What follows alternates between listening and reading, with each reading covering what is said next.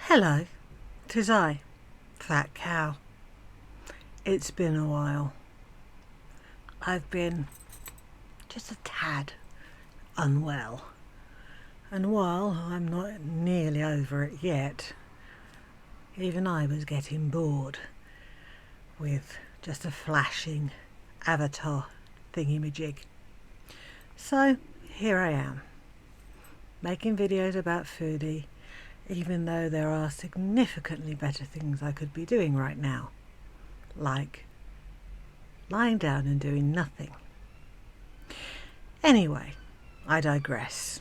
With regards to this whole is Sasa attending a school or not, and therefore were the funds that were raised to get Sasa into school raised for the purpose that was claimed, or is this some sort of big front to raise money fraudulently?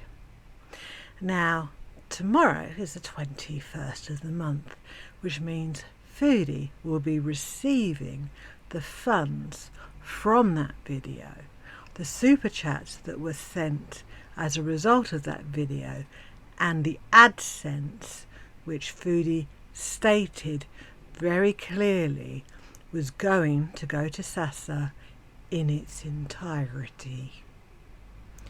We have seen no evidence of what the total was, with the AdSense, the super chat after the 30%, let's be gracious here, and the PayPal after the 2 or 3%.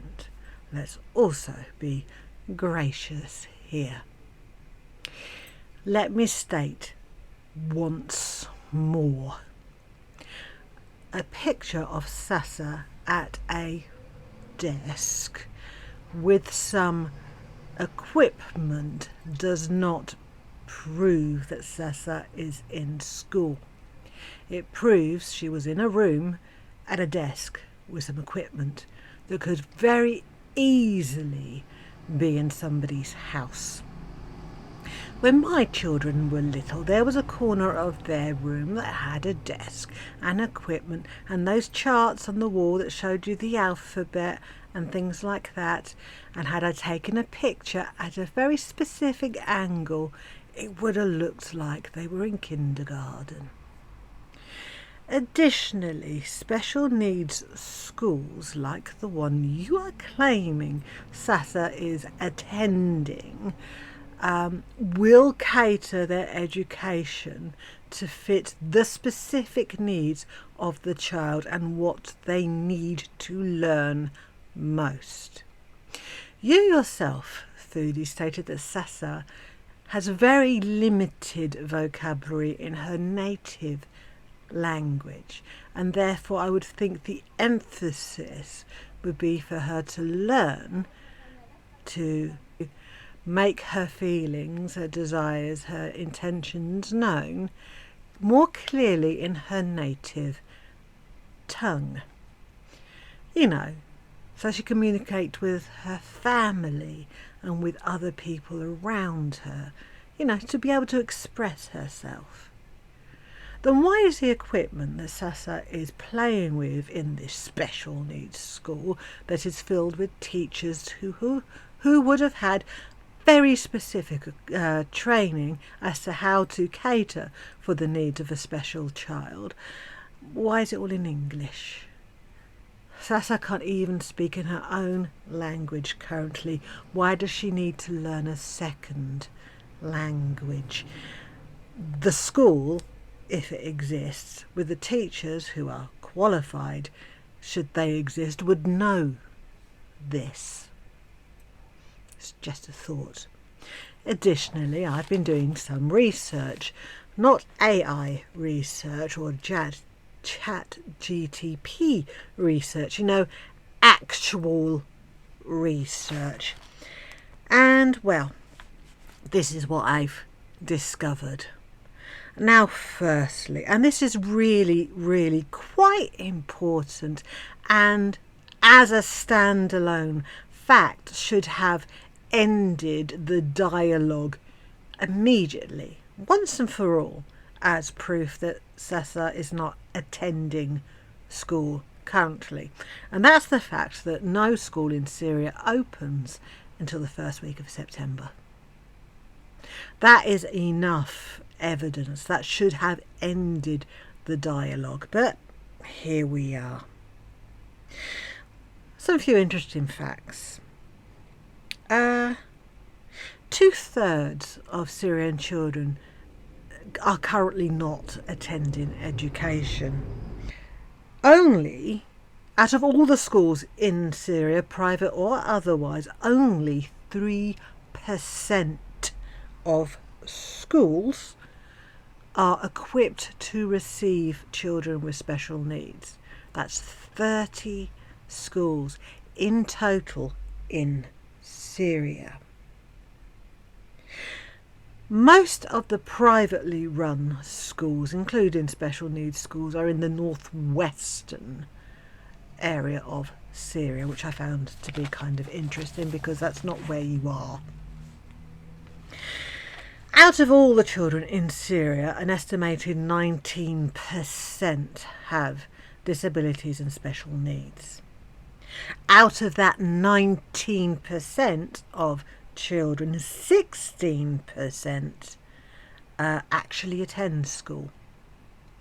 So percentage-wise, in terms of children with special needs, out of the entire population of children in Syria, only 0.03% attend school. And you're telling me that with that statistic, 0.03%, Foodie happened to stumble across a child with special needs who has at some point attended school. Statistically, that's very, very unlikely. And for that child to also be a family member, you know, the likelihood of Foodie coming across this child that fits all these parameters is incredibly, incredibly low. It's all rather suspicious. That's all I can say. Additionally, allow me to explain the difference between ethically having children on your channel and unethically having children on your channel. Let's start with the ethically, the acceptable having children on your channel. This is a child. Hello everybody, welcome to my channel. This is Foodie Beauty. I spend a lot of time with Foodie Beauty and she means the world to me. So I figured it was only fair for you guys to meet her. Isn't she cute? That's it. That's ethically introducing a child to your audience. You don't go into details about age or their circumstances or anything. You just introduce the child matter-of-factly. Your part in this display is done correctly. Obviously, then, if your audience responds in a way that's somewhat predatory, it is your responsibility to do something about that. As in, report the individuals that show predatory behaviour and then block them so they can't access your account. Example of unethically. Hello everybody, this is Foodie Beauty. I spend a lot of time with her, so I thought it was only fair that I introduce you to everyone.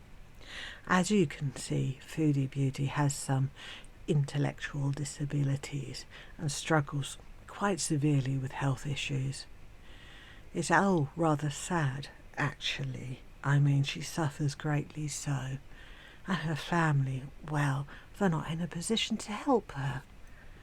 So I thought it'd be lovely if maybe you guys could send her, well, me, some money so that I could help her with her severe intellectual disabilities, her poor health, and, well, other stuff. You know, maybe hygiene and some training in manners and things like that. And also, she has this thing that means she eats a lot, and well, the family can't finance that lifestyle either, and also she can't survive without air conditioning, so helping to finance that as well. But don't worry, I only need £1,000 this time, so if you'd be ever so kind, I'll show you receipts. Honestly, I'll show you some photographs of her doing the things I said that I need money to help her with. Isn't she cute? She's absolutely cute. Foodie, why don't you perform for me so that you can endear yourself to the crowd? Like, show them how cute you are. Like, appeal to their maternal instincts. Dance for me, Foodie. Dance. That's an example of unethically using your child on your channel. I hope that was clear. It's okay. You're all right. You'll be okay. We care for you. We really do. Foodie did a live. She was a tad grumpy. And she kind of implied that it was because Salah doesn't want her to go on YouTube anymore. She started with the phrase, in fact, honestly, guys, which definitely means what she was about to say was telling the truth, and not a way to manipulate Salah to pay more attention to her and doing less stuff and having less people around. She's not happy with the fact he's always tired and working on the house and not paying her attention or doing what she wants, like getting her drinks, getting her shisha, buying her ice cream, that kind of thing. And that, she has to sleep alone, which she would have to anyway because she always was. But hey-ho, she thought it would be different in this house because, she displayed how much she loves him by moving to Syria in the first place. And so, indirectly, the entire live was Foodie kind of manipulating Salah into basically not living his life in Syria the way he wants, which is with his family and spending time with other people and working on improving the living conditions in the home that you're staying in. You really are an incredibly selfish cow, aren't you? Yes. And this emotional blackmail manipulation thing, I don't think it's going to work on Salah anymore because, quite frankly, he's very obviously had enough of your shit. So there's that. I think I've covered everything I've wanted to say. Yes, Foodie, you're obviously miserable. Things aren't quite going how you want them to. That's not how life works, darling.